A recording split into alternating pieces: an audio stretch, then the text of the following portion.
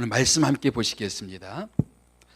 말씀 요한복음 13장 4절부터 7절까지 말씀입니다.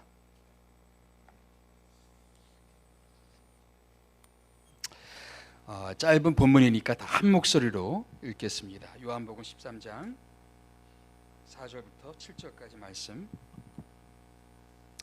다 한 목소리 읽습니다. 시작. 저녁 잡수시던 자리에서 일어나 겉옷을 벗고 수건을 가져다가 허리에 두르시고 이에 대야에 물을 떠서 제자들의 발을 씻기시고 그 두르신 수건으로 닦기 시작하여 시몬 베드로에게 이르시니 베드로가 이르되 주여 주께서 내 발을 씻으시나이까? 예수께서 대답하여 이르시되 내가 하는 것을 내가 지금은 알지 못하나 이후에는 알리라. 아멘. 여러분은 유언을 준비하셨습니까? 그러니까 유언이라는 것은 꼭 죽음이 임박해서 하는 것일 수도 있지만 그러나 미리 또 준비하는 것도 좋다고 합니다. 어떤 분이 유언을 남겼어요. 자기 부인에게 절대로 재혼하지 말라는 유언을 남기고 죽었다고 합니다. 반대로 어떤 분은 자기가 죽으면서 유언을 남기는데 꼭 김 사장하고 재혼하라고 이렇게 유언을 남겼대요. 아니 당신은 김 사장을 친하지도 않은데 또 사이도 좋지 않은데 왜 김 사장하고 재혼하라고 그럽니까? 그랬더니 그래 원수분을 갚을 게 아니요 그렇게 말했답니다. 이해가 되십니까? 요한복음 13장부터 17장까지는 예수님께서 십자가 지시기 전날 밤에 제자들에게 마지막으로 말씀하셨던 유언적인 메시지입니다. 십자가 죽음을 앞두고 마지막 밤에 제자들에게 어떤 수업을 하셨어요. 일종의 마지막 수업이 되는 거죠.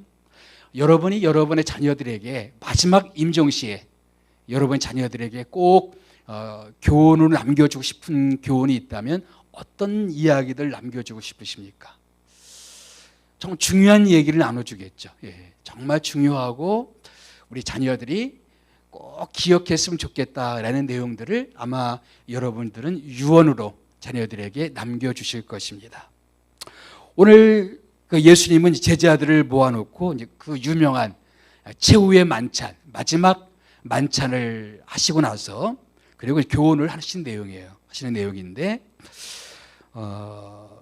우리 첫 번째 요한복음 13장부터 말씀 보게 되면 여러 이제 주제에 대해서 말씀해 주시는데 오늘 본문의 내용은 여러 주제 중에 한 가지 섬김에 대해서 예수님께서 말씀해 주셨습니다. 그러니까 예수님이 남기고 싶은 여러 메시지가 있으셨겠죠. 근데 꼭 제자들이 기억했으면 하는 한 가지 중요한 주제가 섬김이었다는 거죠. 오늘 본문 말씀이 바로 그런 내용입니다. 예수님의 제자들, 자기를 따르는 제자들이 다른 건 몰라도 섬기는 사람이었으면 좋겠다라는 예수님의 마음이 담겨 있는 거겠죠. 왜 섬김이 그렇게 중요할까요? 왜 섬김이 그러니까 예수님 마음에 그렇게 중요한 자리를 차지했을까요? 왜 예수님은 마지막 수업에 제자들과의 마지막 수업에서 이 섬김에 대해서 이야기를 하셨을까요? 그것도 제자들의 발을 씻겨 가시면서 이 본을 보여주셨단 말이죠. 시청각 교육을 하신 거죠. 왜 이 섬김은 예수님에게 이렇게 중요할까요? 자, 섬김이 우리에게 중요한 이유 몇 가지 생각해 봅시다. 첫째는 이 섬김은 예수님이 우리에게 보여주신 귀한 본이라는 것입니다. 예수님이 본을 보여주셔서 주시는 교훈이었다라는 것입니다. 우리 그리스도인들의 다른 이름은 제자죠. 제자는 어떤 사람입니까? 자기 스승을 따라가는 사람이죠. 그런데 우리가 스승 되신 예수님의 뭐를 본받아야 될까요? 우리가 본받아야 될 많은 내용들이 있어요. 예수님에게. 근데 우리가 예수님이 마지막 수업 시간에 제자들에게 가르쳐 주신 게 뭐냐면 내가 이것만은 꼭 나를 본받았으면 좋겠다라는 내용이 있었어요. 그것이 13장 14절 15절 말씀입니다. 다 같이 읽어볼까요? 시작. 내가 주와 또는 선생이 되어 너희 발을 씻었으니 너희도 서로 발을 씻어주는 것이 옳으니라. 내가 너희에게 행한 것 같이 너희도 행하게 하려 하여 본을 보였노라. 그러니까 예수님께서 본을 보여주신 교훈이죠. 예. 주님은 이 땅 가운데 사실은 많은 본을 보여주셨습니다. 그런데 마지막 수업 시간에 우리에게 본을 보여주신 특별한 본이 있었어요. 그것이 바로 섬김이었다. 발을 씻겨주시는 그런 장면이었다. 무엇 때문에 왜 본을 보여주시다 그랬어요?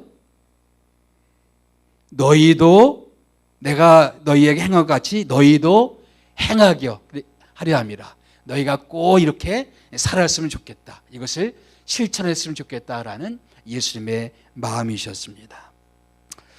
발을 씻어준다는 것이 어떤 의미가 있을까요? 예. 우리 문화에서는 이거 조금 안 와닿을 수가 있는데, 우리는 뭐 세족식 같은 걸 교회에서 하긴 하지만 사실 우리 문화 가운데 다른 사람의 발을 씻어주는 그런 풍습은 없죠, 별로. 그런데 유대 문화에서는 이것은 아주 흔한 풍습이었습니다. 그래서 거기는 아주 더운 날씨였고 뭐 양말을 신고 다니는 그런 지역이 아니라 샌들을 신고 다니다 보면 하루 종일 중동에 그 먼지 많은 지역을 걸어 다니다 보면 발에 먼지가 많죠. 그래서 집에 들어오게 되면 종들이 주인의 발을 씻어주는 것이 일반적인 관례였습니다. 어느 집을 방문하게 되면 그 집의 종이 손님들의 발을 씻어주는 것이 종들이 하는 일반적인 그 일들이었어요.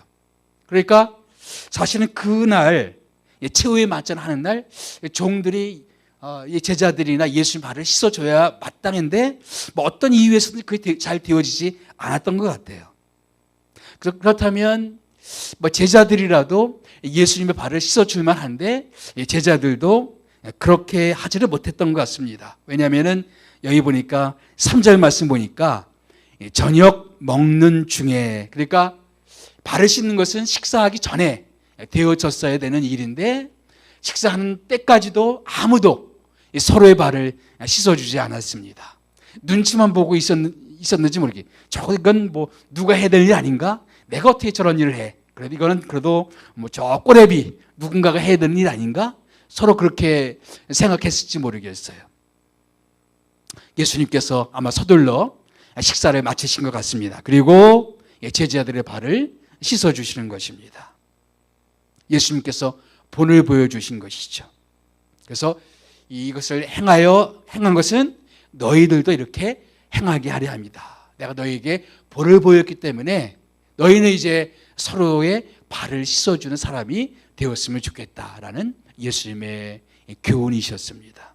근데 사실은 이때만은 아니었습니다.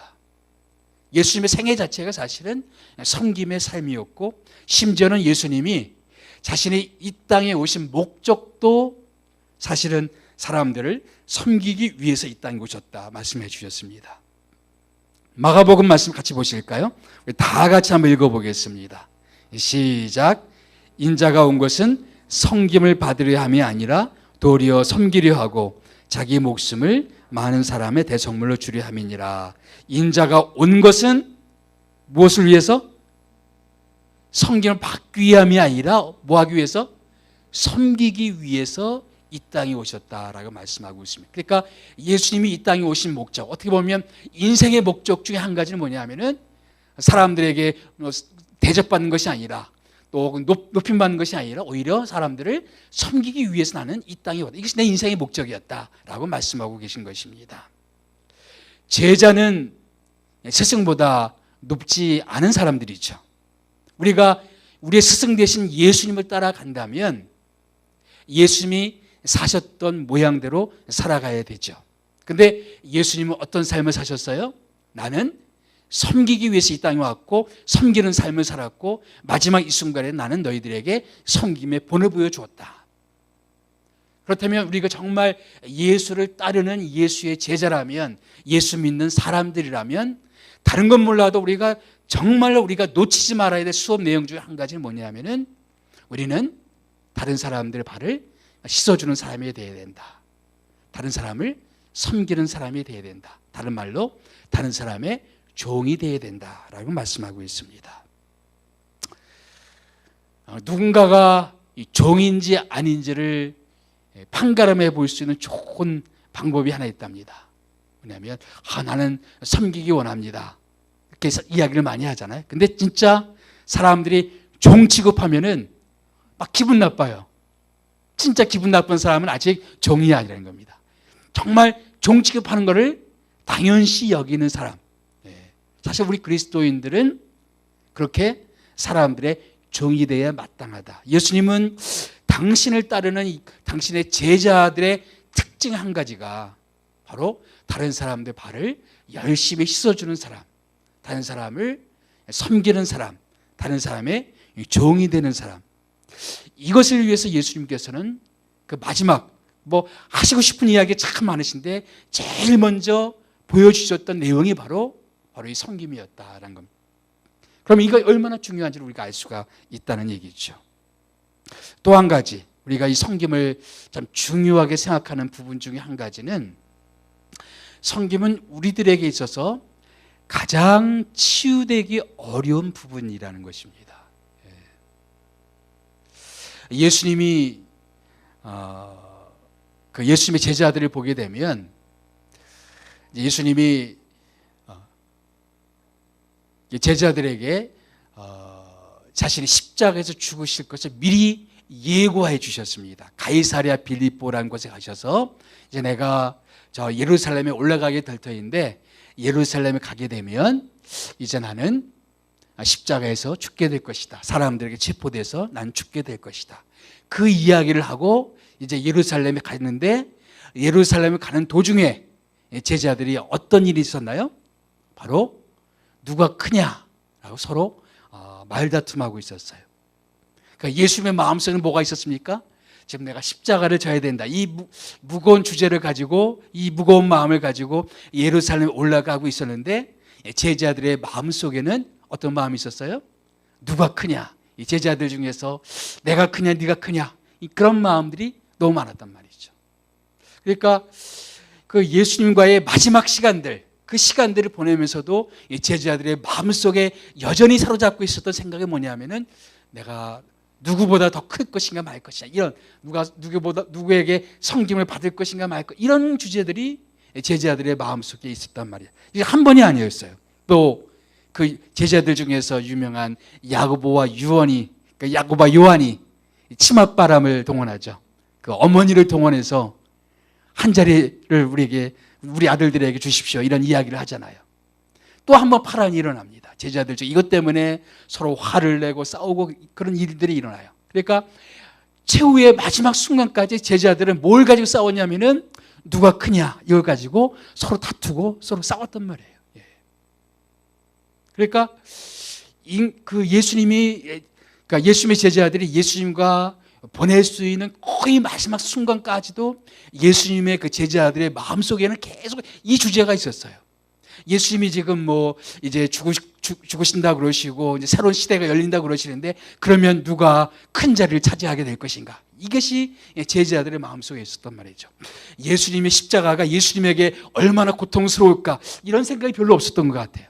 그냥 자기들이 얼마나 높은 자리에 앉게 될 것인가 거기에만 관심이 많이 있었던 것입니다. 예수님은 그런 제자들을 불러놓고 이렇게 교훈하십니다. 마태복음 20장 25절부터 27절까지 말씀 보게 되면 예수님이 제자들을 불러다가 말씀하십니다. 이방의 집권자다. 세상의 지도자들은 사람들을 다스리기를 좋아한다. 사람들 부리는 거 참 좋아한다. 뭐를 명령 내리기 좋아하고 뭐 시키기 좋아하고 세상 사람들은 그거 좋아한다. 또 그런 걸 하기 위해서 높은 자리에 오르기를 원하고 돈을 모으기 원하고 어떤 권세를 차지하기 원한다. 그런데 그 다음 말이 중요하죠. 너희 중에는 그렇지 아니하니. 이 말이 참 중요한 것 같아요. 세상 사람들이 뭐를 추구하든지 그건 상관없이 너희들 중에는 그렇지 아니. 나의 제자들은 그렇지 아니하니. 나를 따르는 너희들은 이렇게 살아서는 안 된다. 세상 사람들은 그것을 추구하고 권력을 추구하고 자리를 추구하고 높은 것을 추구할지 모르지만 너희들은 그래서는 안 된다. 너희들은 오히려 어떻게 된다? 섬기는 종이 돼야 되고 첫째가 아니라 마지막이 돼야 되고 오히려 그런 자리에 있어야 되는 것이 바로 너희들이다. 그것이 내 제자들이다. 예수님은 그런 교훈을 제자들에게 말씀해 주셨습니다. 너희들은 으뜸이 돼 생각하지 마라. 첫째가 돼 생각하지 마라. 오히려 꼬라비가 되고 꼴찌가 되고 섬기는 자가 되고 사람들에게 먼저 대접받고자 하는 생각하지 말고 먼저 인사받을 생각하지 말고 먼저 다가가서 인사하고 먼저 가서 대접하고 먼저 그 사람들을 섬겨주고 그런 사람들이 내 제자들이고 너희들이 그런 사람이 되었으면 좋겠다라고 말씀하시는 것입니다. 왜 예수님이 십자가에서 죽으시기 그 전날 밤에도 이 이야기를 하시는 걸까요? 왜 그럴까요? 마지막까지 제자들이 이 문제가 아직까지도 해결되지 않았다는 반증 아닐까요? 여전히 제자들을 보게 되면 서로 이런 누가 높으냐 누가 크냐 이런 문제를 가지고 서로 옥신각신하고 있는 제자들을 바라보시면서 예수님이 답답한 심정으로 하시는 말씀이 이 말씀이 아니었을까요? 동일하게 오늘의 교회를 바라보시면서 오늘의 그리스도인들 성도들을 바라보시면서 서로 간에 그렇게 옥신각신하는 우리들을 바라보시면서도 예수님의 답답한 마음에 이런 메시지를 우리에게 던져주고 싶은 것이 아닐까요? 지극히 작은 일들 때문에 얼굴 붉히고 서로 목소리를 높여가면서 서로 다투고 하고 있는 우리들의 모습 있습니까? 없습니까? 솔직하게 많지요. 네. 예수님은 당신의 제자들이 이런 사람이 아니었으면 좋겠다. 나의 제자들은 서로 자기를 꺾을 줄 알고 자기를 굽힐 줄 알고 낮아질 줄 알고 양보할 줄 알고 그런 제자들이 되었으면 좋겠다. 인간의 마음속에 참 높임받고자 하는 그런 권력욕이지 일종의 높임받고자 하는 그런 대접받고자 하는 마음, 높임받고자 하는 마음 이건 인간의 정말적 끝까지 잘 치유되지 않는 그런 욕망인 것 같습니다. 유명한 영화 중에 반지의 제왕, 로드 오브 링스라는 그 소설, 그 영화가 있죠. 절대 반지라는 게 있어요. 그 반지를 끼면 절대 권력이 생깁니다. 통제할 수 있는, 많은 걸 통제할 수 있는 힘이 생겨요. 그런데 종종 그 반지를 악한 사람들이 차지하게 되면 세상이 지옥이 되어버리는 거예요. 그래서 안 되겠다 해서 이 반지는 파괴해야 된다. 선한 사람이 끼면 문제가 없지만 악한 의도를 가진 사람들이 저 절대 반지를 끼게 되면 세상은 아수라장이 되어버리니까 이 반지는 반드시 파괴해야 된다. 우연히 이 반지가 난장이들, 호빗이라 불리는 난장이들에게 이 반지가 전달되었습니다. 그리고 이 반지를 파괴해야 된다라는 그런 사명을 얻게 됩니다. 프로도 그리고 샘이라는 사람, 그래서 이 반지를 파괴하기 위한 장소로 갑니다. 아무 데서 파괴할 수가 없고 용암, 그 어떤 특별한 용암에 가서 거기 그 반지를 던져야 이 반지는 파괴될 수가 있는 거예요. 그래서 우여곡절 끝에 드디어 프로도와 샘이 그 용암 앞에 섭니다. 그리고 마지막으로 던지려고 하는데 다시 프로도의 마음속에 이 반지를 놓치고 싶지 않은 이런 마음. 거기에 또 한 명 누가 등장하죠. 누굽니까? 골룸이 등장해서 반지를 뺏으려고 막 애를 쓰는 그런 장면도 나오죠. 근데 그렇게 반지 파괴의 사명감에 불타올랐던 프로도, 그 사람도 마지막 순간에는 이 반지를 놓고 싶지 않은 그런 어떤 욕망에 사로잡히는 것을 보게 됩니다. 그래서 저는 그 영화 보면서 샘이 한 말 참 인상적이에요. Just let it go. Just let it go. 그냥 놔. 근데 그를 놓고 싶지 않아 하는 프로도. 근데 골룸이 달려들어서 우여곡절 끝에 그냥 그게 놓쳐버리죠. 그래서 파괴되고 맙니다. 저는 그 소설을 읽으면서 그리고 영화를 보면서 느꼈던 게 뭐냐면 우리 모든 사람들의 마음 가운데는 그런 절대 반지를 갖고 싶어하는 그런 욕망이 있는 것은 아닌가. 이 반지를 파괴해야 되는데 우리는 그를 절대로 놓고 싶지 않은 거예요. 네.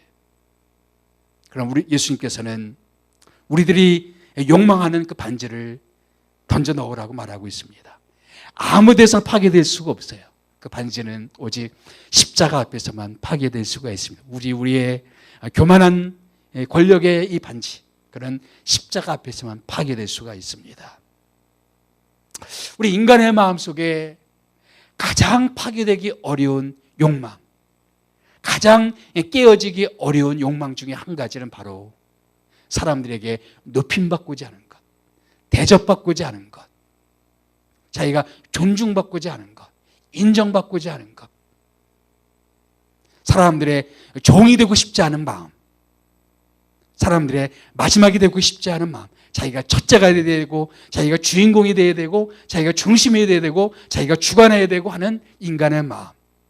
그런데 우리가 정말로 진실로 예수 그리스도의 제자가 되기로 정말로 고민하면 고민할수록 우리는 이 문제에 부딪히지 않을 수가 없습니다.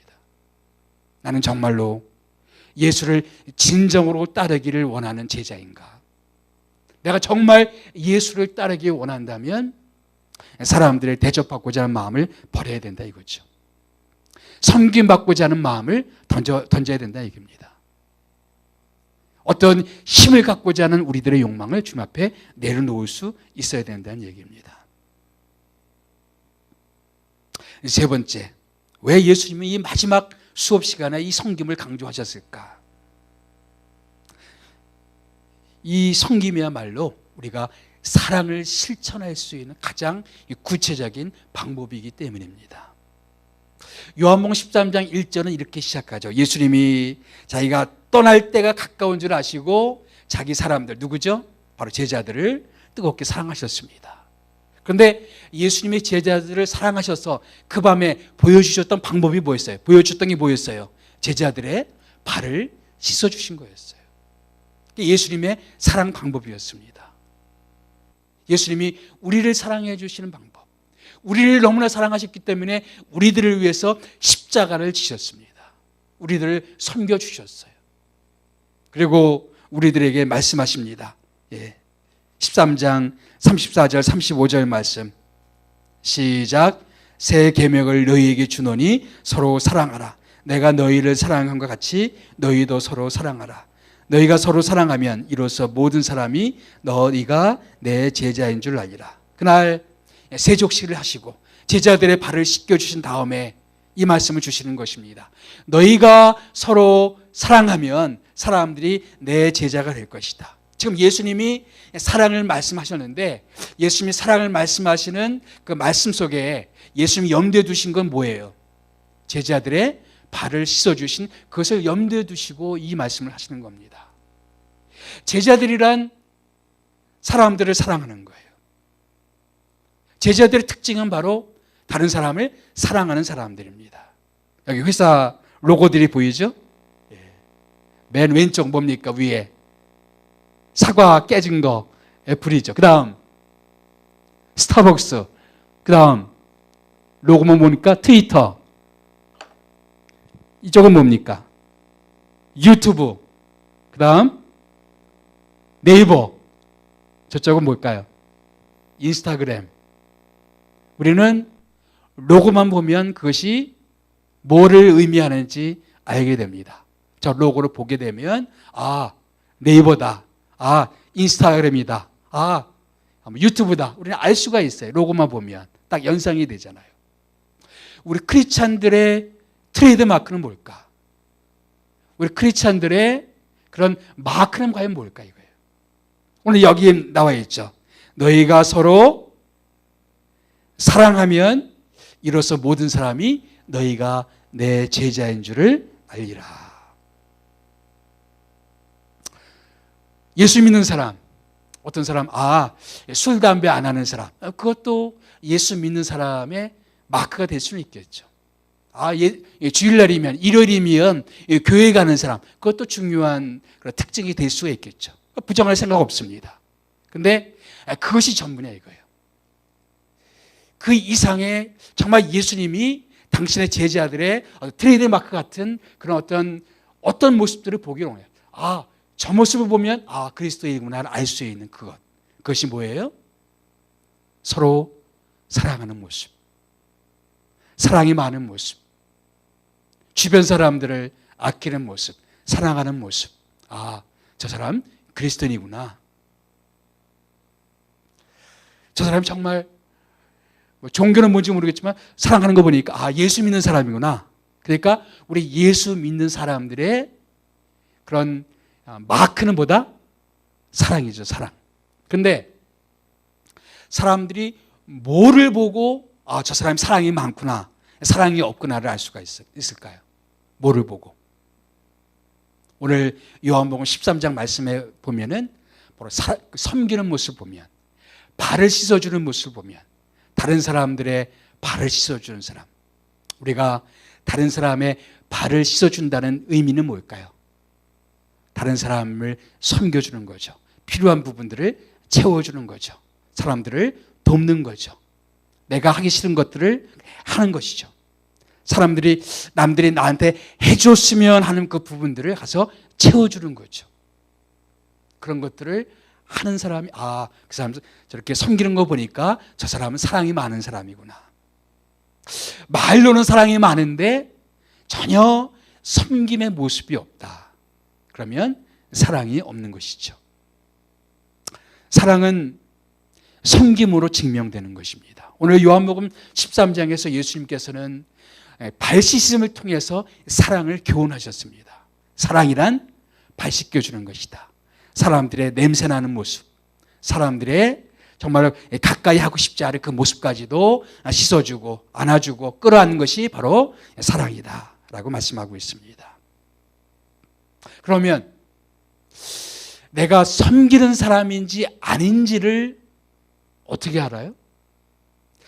사랑이라는 것은 섬김을 통해서 증명된다고 그러는데, 그러면 섬긴다는 것은 구체적으로 어떻게 드러날 수가 있을까요? 오늘 요한복음 13장 말씀 보게 되면 적어도 세 가지 것들을 한번 주목해 볼 필요가 있어요. 첫째는 하찮은 일을 내가 자원할 수 있을까? 하찮은 일. 그 당시에 사람들의 발을 씻어주는 일은 진짜 하찮은 일이었어요. 그거는 그냥 중요한 사람이 할 수 없는, 그냥 종들이나 하는 그런 하찮은 일들이었어요. 누구도 이것은 중요한 일이라고 인정할 수 없는 정말 하찮은 일이었습니다. 그런데 예수님께서는 그런 일을 누가 하기를 원하는 거예요? 예? 누가 하기를 원하는 거예요? 예수님의 제자들이 하기를 원한 겁니다. 우리 필그림 하우스는 우리 직원들도 있지만 봉사자들도 많습니다. 예. 또 봉사자들이 정말 너무너무 필요해요. 근데 이 봉사 중에서도 예를 들면 철로역조 인도자 이런 봉사자는 그래도 비교적 이렇게 우리가 구하기가 쉬워요. 예. 그런데 또 다른 봉사들이 있어요. 예를 들면 저 철로역정 돌 때 미궁에서 차를 대접해 주는 이런 봉사자, 혹은 좀 기도실 가서 청소해 주는 그 봉사자, 이런 봉사자들을 구하기는 너무 어렵습니다. 사람들은 좀 더 중요한 일을 하고 싶어 해요. 요즘에 인력난이에요. 인력난이어서 우리 필그림 하우스도 난리가 났어요. 왜냐하면 이 주변에 객실 청소할 수 있는 인력들을, 사람들을 못 구해서 저희 직원들이 돌아가면서 객실 청소도 같이 하고, 저도 일주일에 이렇게 들어가서 또 객실 청소도 하고 그럴 때가 있어요. 근데 제가 봉사자들에게 그 일을 못 시키겠어요. 예. 여기 서울이나 분당에서 오시는, 여기까지 와서 봉사하겠다고 오신 분들이 있는데 그분들한테는 차마 객실 가서 청소해 주세요, 이 얘기를 못 하겠어요. 예. 상처받을까 봐 겁이 나요. 예. 다시는 나를 보지 않겠다고 얘기할까 봐 겁이 나서. 그런데 예수님께서는 우리들에게 말씀하시는 부분이 뭐예요? 너희가 정말 해야 될 일은 뭐냐? 너희가 정말 너희들이 자원해야 될 일은 뭐냐? 바로 사람들의 발을 씻는 그런 일들, 아무도 원하지 않는 그 일들, 아무도 정말로 기쁘게 안 하려고 하는 그런 일들, 그런 일들을 자원하는 사람이 내 제자야, 이렇게 말씀하시는 것입니다. 그런 하찮은 일을 자원하는 사람이 제자다, 혹은 예수님의 종이다라는 것입니다. 루스 함스 칼킨이라는 사람이 쓴 시가 가끔 생각이 나는데 제가 읽어보겠습니다. 저는 생각합니다. 당신은 아십니다. 주님, 밝은 조명 비치는 곳에서 어떠한 큰 열정을 갖고 제가 당신을 섬기는가를. 당신은 아십니다. 부인회에서 제가 얼마나 열심히 당신을 위해서 말하는가를. 당신은 아십니다. 친교 모임을 제가 장려할 때 얼마나 활기에 넘치는가를. 당신은 아십니다. 성경 공부에서 저의 참된 열심을. 그러나 만약 당신이 물이 든 대야를 가리키면서 허리 굽고 주름진 노 부인의 못이 박힌 발을 씻겨주라고 제게 부탁하신다면, 그것도 날이면 날마다 달이면 달마다 아무도 보지 않고 아무도 모르는 방에서 그렇게 하라고 명하신다면 제가 어떻게 반응할지 저는 생각합니다. 아무도 주목하지 않은 초라한 한 노인, 그 사람의 발을 씻어주라고, 그것도 한 번이 아니고 날이면 날마다 달이면 달마다 그렇게 발을 씻어주라고 나에게 말씀하신다면 제가 어떻게 할까요? 한 번은 그래도 해볼 만한데 이틀, 열흘, 한 달, 1년. 근데 가끔 하나님은 그런 사람들을 우리 곁에 두실 때가 있어요. 어떤 사람을 섬기라고 내 인생의 바운더리에 그런 사람을 툭 던져놓을 때가 있어요. 몇 번은 섬기기 참 좋아요. 그런데 날이면 날마다 달이면 달마다 그런 사람을 섬긴다는 것이 참 어렵습니다. 저도 지금 참 부끄러운 마음들이 많아요. 종은 어떤 사람이냐? 하찮은 일을 자원할 수 있는 사람. 두 번째, 사람을 가리지 않는 사람이 종입니다. 사람을 가리지 않는 사람. 그 예수님의 최후의 만찬 장면을 생각해 봐요. 마지막 십자가 지시기 전날 밤에 아주 예수님께서 정말로 엄숙한 마음으로 이제 교훈도 주시고 또 발도 씻어 주시고 발을 씻어 주시는 거죠. 근데 예수님이 발을 씻어 주는 그 대상 중에는 누가 있냐면 베드로가 있어요. 조금 있으면 자기를 모른다고 부인할 베드로가 있어요. 조금 있으면 자기를 배신하고 은 30냥의 사람들에게 자기를 팔아버릴 유다도 있어요. 예수님이 발을 씻어준 사람들 중에는 그런 사람들도 있어요. 조금 있으면 사람들이, 군병들이 예수님을 잡으러 왔을 때 다 도망가 버릴 그 제자들의 발을 예수님이 씻어주신단 말이죠. 예수님이 우리를 섬기라고 말씀하신 그 대상들은 내가 섬긴다고 그랬을 때 고맙습니다. 당신을 섬기면 정말 놀랍군요. 이렇게 나를 칭찬해 주는 사람이 아니라 나를 배신할 수도 있는 사람, 나를 멀리할 수도 있는 사람, 나를 부인할 수도 있는 사람, 그런 사람들의 발을 씻어주라고 말씀하시는 것입니다. 내가 열심히 섬겼는데 나에게 내 등에 칼을 꼽는 사람이 있죠. 있어요, 없어요? 인생 가운데 그런 사람이 있어요. 난 정말로 진심을 다해서 내 전심을 다해서 그 사람을 열심히 섬겨줬는데 뒤에서 들리는 얘기가 그 사람이 나에 대해서 이상한 얘기를 막 하는 거예요. 얼마나 열불 나는지 몰라요. 그런데 그런 사람을 섬기라고 말씀하십니다. 그런데 종은 사람을 가리지 않는 거예요. 내 섬김에 대해서 감사할 수 있는 사람을 섬기는 게 아니에요. 누가복음 17장에서 예수님이 그 말씀하셨어요. 어떤 주인이 종에게 말하는 겁니다. 밭에 가서 하루 종일 일하고 온 종에게 너 하루 종일 일했으니까 수고했다. 이제 너는 편히 쉬어라. 이렇게 할 주인이 어디 있겠느냐. 내가 지금 밥 먹고 있으니까 내 밥 먹는 거 시중 들어라. 그게 주인이다 이거죠. 종은 열심히 하루 종일 일했으니까 주인에게 너 수고했다. 이런 칭찬받는 사람이 그런 사람이 종이라는 것이죠. 칭찬받지 않는 사람, 칭찬받을 수 없는 사람이 종이라는 것. 누가 그런 것을 살아야겠느냐? 누가 그런 사람에게 감사하다고 말하겠느냐? 감사하다는 말을 듣지 못해도 섬기는 것이 종이라는 얘기예요. 사람들이 내 섬김에 대해서 보상해 주지 않아도, 알아주지 않아도 섬기는 것이 종입니다.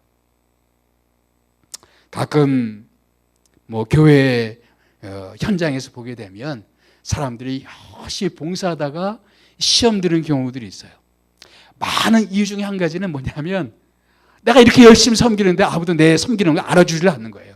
목사님도 칭찬 한마디 없이, 옆에 있는 사람들도 잘했다고 이렇게 인정해 주지 않지, 막 시험이 드는 겁니다. 내가 이렇게 불철주에 열심히 교회를 섬기는데, 주님을 섬기는데 왜 한마디 말들이 없어?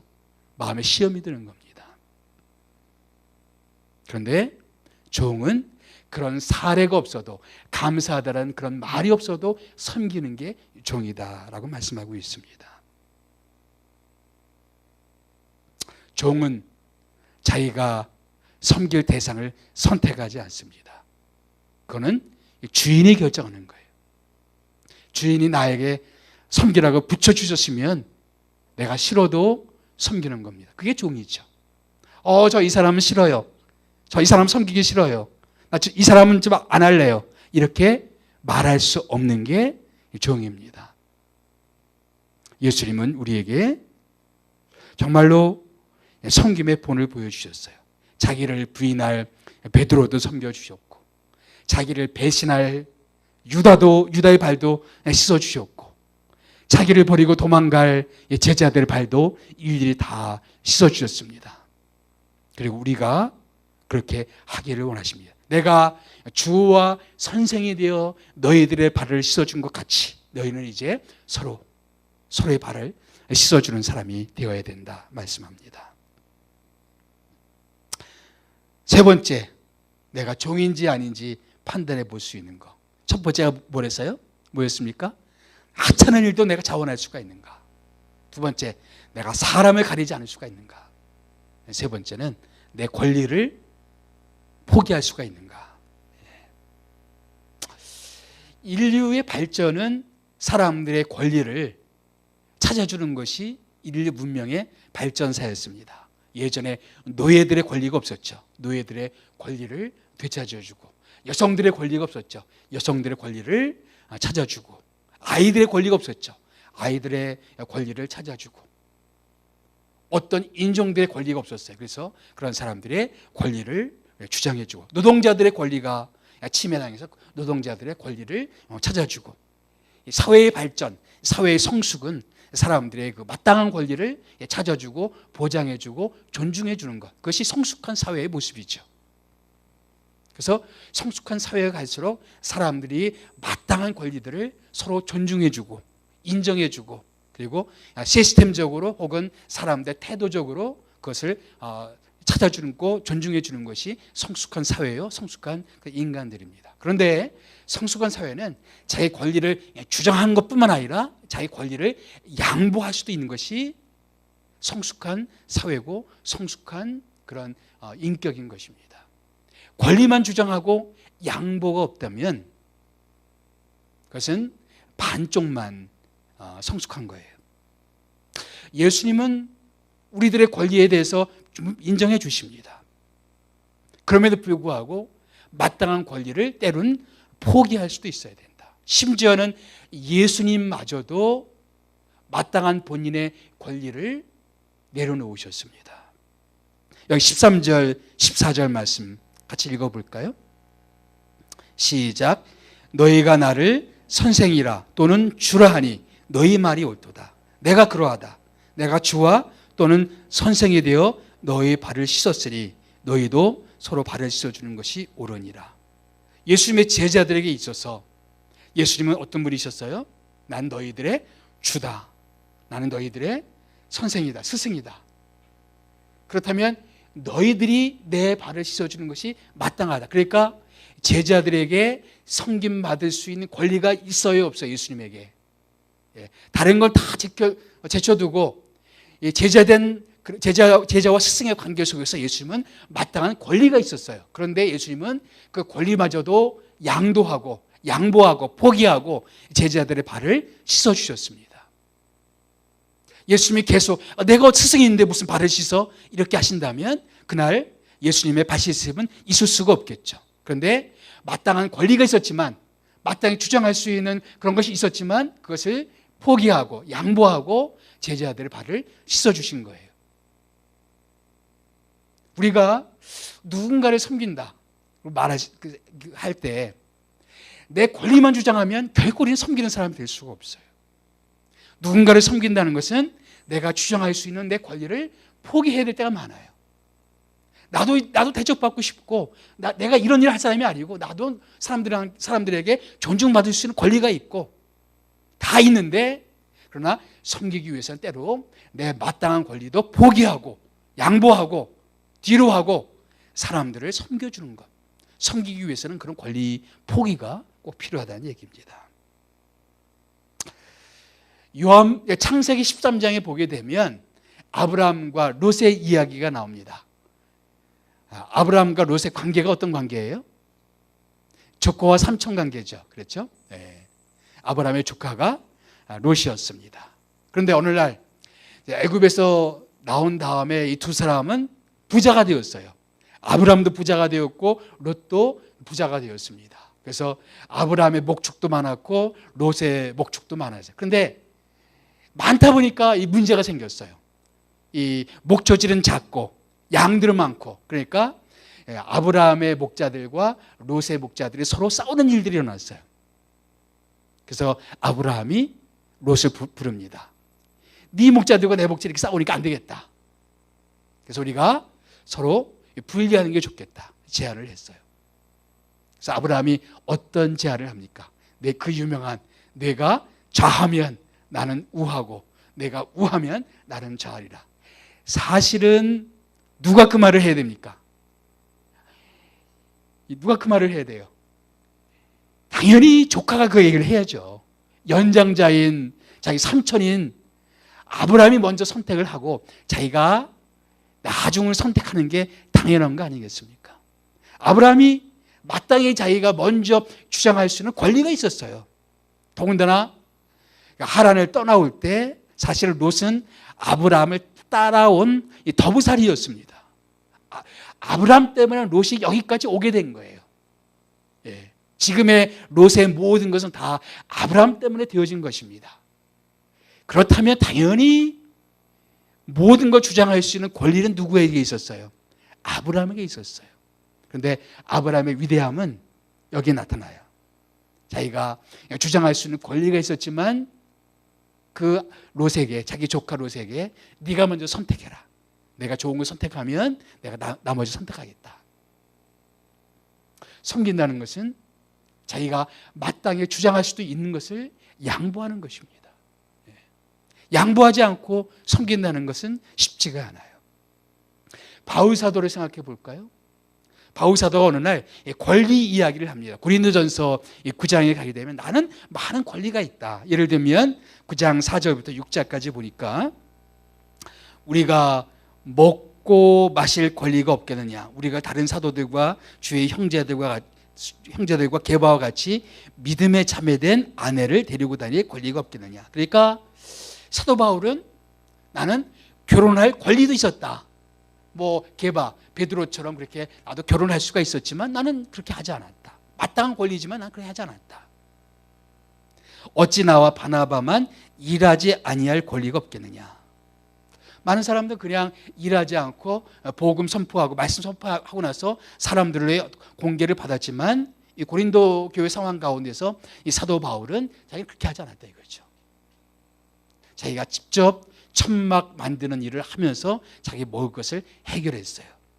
마땅한 권리가 있었지만 나는 너희들 가운데 있었을 때 나는 그 권리를 다 쓰지 않았다 이야기하고 있습니다. 고린도전서 9장 18절 19절 말씀 다 같이 읽어보겠습니다. 시작. 그런즉 내 상이 무엇이냐? 내가 복음을 전할 때에 값없이 전하고 복음으로 말미암아 내게 있는 권리를 다 쓰지 아니하는 이것이로다. 내가 모든 사람에게 자유로우나 스스로 모든 사람에게 종이 된 것은 더 많은 사람을 얻고자 함이라. 나는 나에게 많은 권리가 있다는 건 나는 알고 있다. 난 나의 권리가 많이 있었다. 사실 사도 바울이 그런 권리를 주장했던 때가 있었어요. 예를 들면 가이사랴에 잡혔을 때 사람들이 이 사도 바울을 막 학대했을 때 나는 로마의 시민이다. 나는 그 가이사에게 직접 상소해서 난 거기서 재판받겠다. 자기 권리를 주장해요. 또 빌립보에 가서 감옥에 갇혔을 때 심하게 매를 맞아요. 그때 바울이 뭐라고 얘기합니까? 너희가 어찌 로마의 시민이 된 나를 이렇게 매질할 수 있느냐? 자기의 주장을, 자기의 권리를 주장하는 장면도 나옵니다. 분명히 바울은 자기가 자기 권리를 주장할 땐 주장했어요. 그러나 그런 모습만 있는 게 아니었어요. 자기가 많은 권리가 있었지만 내게 있는 이 권리를 내가 다 쓰지 아니하고 모든 사람의 종이 된 것은 내가 유대인들에게는 유대인처럼 되고 헬라인들에게는 내가 헬라인처럼 되고 종들에게는 내가 종들처럼 그렇게 대하고 내가 자유인들에게는 자유인처럼 대하고 왜? 내 목적은 한 가지다. 그 사람이 예수 믿고 또 그래서 복음을 받아들이기를 원하기 때문에 나는 그 사람들의 종이 된 것이다. 종이 된다는 건 뭐냐? 여기 사도 바울은 이 권리를 포기하는 게 종이라고 말씀하고 있죠. 내게 있는 권리를 다 쓰지 아니하는 이것이로다. 내가 모든 사람에게 자유로우나 모든 사람에게 종이 된 것은. 종은 어떤 사람입니까? 권리를 다 쓰지 아니하는 사람입니다. 마땅히 내가 주장할 수 있는 것들이 있지만 그것을 다 쓰지 아니한 사람이 종인 것입니다. 예수님도 그러하셨어요. 빌립보서 2장 6절부터 8절까지 보게 되면 다 같이 읽어봅시다. 그는 근본 하나님의 본체시나 하나님과 동등됨을 취할 것으로 여기지 아니하시고 오히려 자기를 비어 종의 형체를 가지사 사람들과 같이 되셨고 사람의 모양으로 나타나사 자기를 낮추시고 죽기까지 복종하셨으니 그 십자가에서 죽으심이라. 당연히 예수님은 사람들에게 경배받을 권리가 있으셨죠. 하나님의 본체이시고 하나님과 동등된 분이시기 때문에 마땅히 사람들의 경배를 받아 마땅하신 분이십니다. 그런데 예수님이 그 권리를 포기하신 거예요. 취할 것으로 여기지 아니하시고 그래서 어떻게 했습니까? 자기를 비어 종의 형체를 가지사. 종이라는 또 어떤 사람입니까? 자기 권리를 포기하는 사람이에요. 내가 주장할 수 있는 게 있어요. 나도 할 수 있는 말이 있어요. 나도 주장할 수 있는 내용이 있어요. 그런데 내가 이걸 주장하면은 내 말이 옳을지언정 내가 저 사람 마음 가운데 상처를 줄 수 있다면 내 마음속에 여러 가지 말이 있어도 내 말을 아낄 수 있는 게 종이란 말이죠. 사람이 나를 매도할 때 나도 항변할 수 있는 내용이 있어요. 근데 항변해 봤자 그것이 그 사람에게 아무런 득이 되지 않는다고 생각할 때 목회적으로 혹은 신앙적으로 내가 항변할 수 있는 말도 그냥 접어둘 수 있는 것이 종인 것입니다. 사람들의 관계 속에서 내가 정말로 이렇게 내가 내세울 수 있는 내 권리들이 있어요. 그런데 그렇게 해서 그 사람이 불편하고 그렇게 해서 그 사람이 상처를 받고 그렇게 해서 그 사람이 시험에 든다면 차라리 내가 할 수 있는 말도 그냥 접어두는 것. 그것이 내 권리를 포기하는 것이 종이다라는 것입니다. 예수님은 이 마지막 시간에 사랑하는 제자들에게 섬김에 대해서 말씀하셨습니다. 정말 예수님은 당신의 제자들, 이제 십자가를 지고 십자가에서 죽으시고 장사 지난 바 되었다가 사흘을 다시 살아나시고 40일 동안 또 제자들 곁에 있겠지만 이제 곧 예수님은 떠나시게 될 거예요. 마지막 시간에 예수님이 제자들에게 꼭 당부하고 싶었던 내용, 꼭 제자들에게 남기고 싶었던 정말 중요한 마지막 수업의 한 가지는 제자들이 섬기는 자가 되는 것. 그래서 제자들뿐만 아니라 우리들에게도 당부하고 싶은 예수님의 메시지라고 믿습니다. 예수님의 많은 메시지가 있지만 마지막 밤에 이 메시지를 전하셨다면 이건 정말 우리가 절대로 놓쳐서는 안 되는 교훈이란 말이죠. 다른 건 몰라도 우리 그리스도인으로 산다는 것은 섬기는 자로 사는 것이다. 하찮은 일을 자원할 수 있어야 되고, 내가 싫어할 수 있는 사람도 내가 섬겨야 되고, 내가 주장할 수 있는 것도 내려놓을 수 있는 사람, 그 사람이 섬기는 자죠. 섬기는 자가 사랑하는 자입니다. 사랑하는 자가 예수님의 제자입니다. 너희가 서로 사랑하면 이로써 모든 사람이 너희가 내 제자인 줄 알리라. 내가 예수 믿는 사람을 무엇으로 증명하시겠습니까? 사랑인데 내 사랑을 어떻게 증명할 수 있겠습니까? 방법은 없어요. 그냥 하찮은 일을 자원하셔야 되고, 내가 싫어하는 사람을 찾아가야 되고, 내가 주장할 수 있는 것을 내려놓는 길입니다. 그게 사랑이에요. 그게 예수님이 우리에게 보여주신 사랑입니다. 사람들의 발을 씻어주는 것. 그 모습으로 우리가 주님 앞에 살아가기를 원합니다. 자, 우리 함께 주님을 찬양하겠습니다. 주님을 사랑하는 마음으로 우리가 섬길 수 있는 것, 사람들의 발을 씻어주는 것은 내 의가 아니죠. 주님을 사랑하기 때문에 이런 일을 할 수 있는 것입니다. 예수 사랑합니다. 우리 다 같이 일어나셔서 함께 찬양합니다.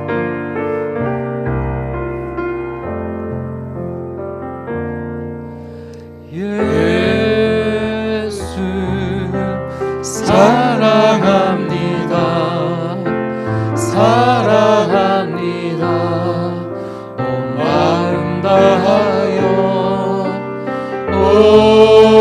오직 주님 한 분만 간절히 더 원합니다. 다시 예수 사랑합니다. 예수 사랑합니다. 사랑합니다. 온 마음 다하여 오직 주님 한 분만 간절히 더 원합니다. 넘쳐나네, 넘쳐나네, 넘쳐나네, 넘쳐나네.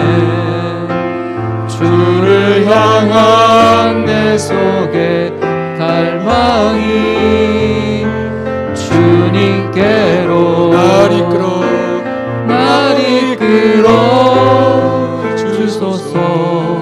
주님을 더 원합니다. 넘쳐나네, 넘쳐나네, 넘쳐나네, 넘쳐나네. 주를 향한 내 속에 갈망이 주님께로 날 이끌어 주소서. 주님을 더 원합니다. 예수 사랑합니다. 예수 사랑합니다. 사랑합니다. 온 마음 다하여 오직 주님 한 분만 간절히 더 원합니다. 넘쳐나네, 넘쳐나네, 넘쳐나네. 주를 향한 내 속에 갈망이 주님께로 날 이끌어, 날 이끌어 주소서. 주님을 더 원합니다. 넘쳐나네, 넘쳐나네, 넘쳐나네. 주를 향한 내 속에 갈망이 주님께로 날 이끌어 주소서. 주님을 더 원합니다. 네, 함께 함께 우리 기도할 때 우리 손을 가슴에 얹고 한번 기도했으면 좋겠습니다. 하나님, 무엇보다도 주님을 더 사랑하기를 원합니다. 내가 예전보다 더 주님을 더 사랑하기를 원하고 우리 남은 생에 주님을 더 사랑하는, 그래서 주님을 사랑하기에 기꺼이 사람들의 종이 되고 주님을 사랑하기에 주님 앞에 기꺼이 헌신하고 주님을 사랑하기에 우리가 이 길을 걸어갈 수 있도록 주님, 무엇보다도 주님을 향한 사랑의 마음을 우리 가운데 더 심어 주시옵소서. 함께 이 시간 주의 사랑을 우리 마음 가운데 부어달라고 함께 이 시간 기도하겠습니다. 살아계신 주 하나님 아버지, 이 시간 우리가 정말 주님을 간절히 사랑하기를 원합니다. 아버지 하나님, 우리들의 사랑이 너무나 적사오니 아버지, 우리의 마음을 주님께서 불쌍히 여겨 주시옵고 무엇보다도 주님을 향한 사랑이 넘쳐날 수 있도록 축복하여 주시기를 원합니다. 우리 인간의 사랑은 너무나 인색합니다. 우리의 마음은 너무나 하나님에 말라 있습니다. 아버지 하나님, 우리의 마음을 치유할 수 있는 것은 오직 주님의 사랑밖에 없사오니 주의 사랑으로 우리를 치유해 주시고 주의 사랑으로 가득 찰 수 있도록 도와주시옵소서. 사람들을 섬길 수 있는 마음을 허락해 주시기 원합니다. 사람들의 종이 될 수 있는 마음을 허락하여 주시옵기를 원하오니 주여 저희들을 도와주시옵소서. 아버지 하나님, 우리 마음 가운데 끈질기게 우리 마음 가운데 사람들에게 대접받고 싶어하고 인정받고 싶어하고 높임받고 싶어하는 우리들의 마음을 주님 치료하여 주시옵기를 원합니다. 치유하여 주시옵소서. 다스려 주시옵소서. 주시옵소서. 또 한 번 우리 기도할 때 우리가 섬김의 삶을 살기 위해서는 내가 먼저 치유되어야 됩니다. 우리의 병든 우리들의 마음, 특별히 어떻게 하든 사람들이 인정받고자 하는 우리들의 마음, 사람들 가운데 높임받고자 하는 우리들의 마음, 누구보다도 자기가 주인공이 되고 싶어하는 우리들의 마음, 이 시간 주의 십자가 앞에서 다 깨져야 될 마음들입니다. 이 시간 기도할 때 하나님, 예수 그리스도의 십자가 앞에서 이 모든 우리들의 자아가 깨어지게 도와주시옵소서. 우리들의 육신적인 생각들이 다 주의 십자가 앞에서 깨어질 수 있도록 이 시간 주의 거룩한 성령을 부어 주시옵소서. 함께 이 시간 기도하겠습니다. 이 살아계신 주 하나님 아버지, 이 시간 주님 앞에 나옵니다.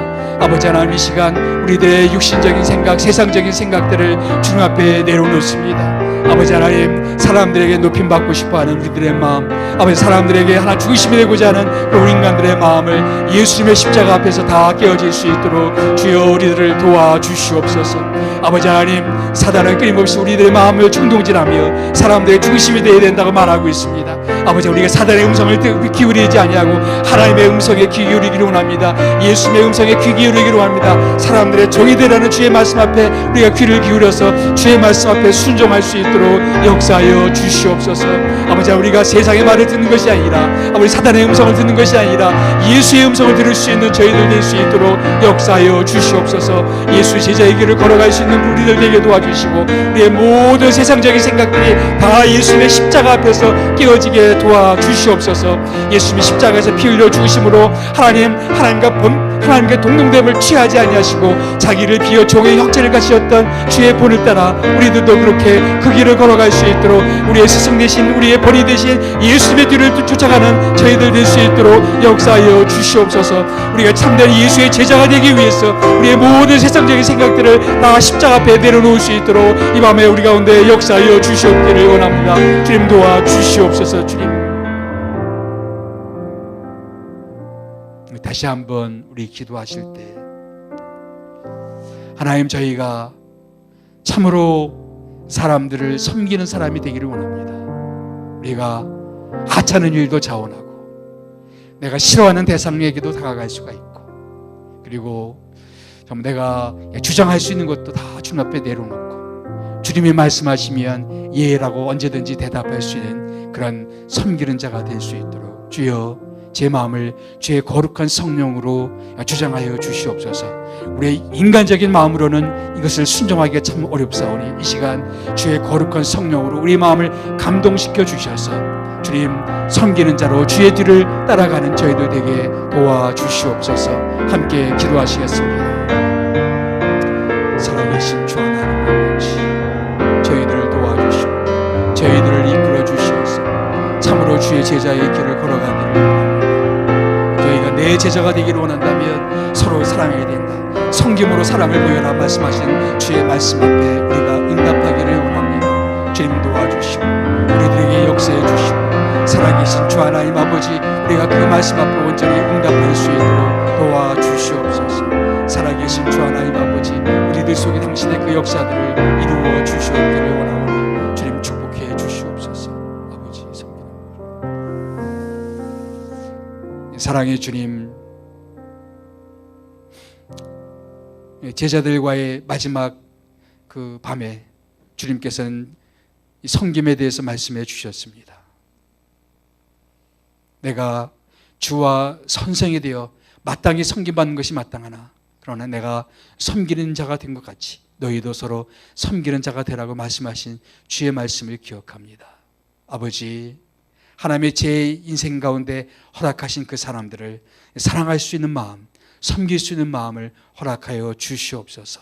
내 생각만 주장하지 않게 도와주시고 내 판단만 이야기하지 않게 도와주시고 주 앞에 내 모든 주장들을 내려놓고 주 앞에 기꺼이 섬김의 삶으로 들어갈 수 있도록 저희들을 주장하여 주시옵소서.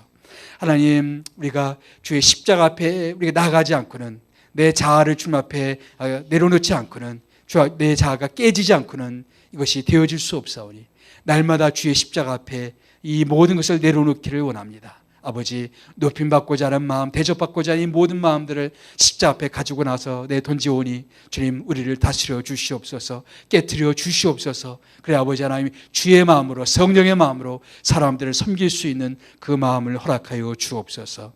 이 모든 말씀 예수님의 이름으로 기도하옵나이다. 아멘. 각자 이제 개인적으로 기도하시다가 조용히 숙소로 돌아가시면 되겠습니다.